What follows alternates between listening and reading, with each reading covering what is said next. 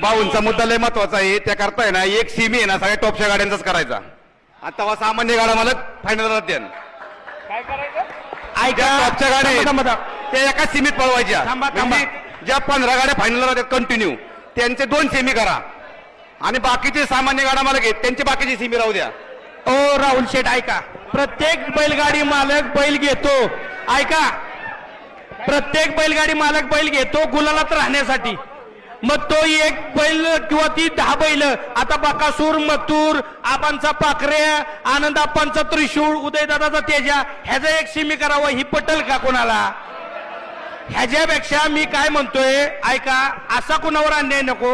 एक मुद्दा हा छान घेतलाय दादांनी, तो चर्चेला आला पाहिजे.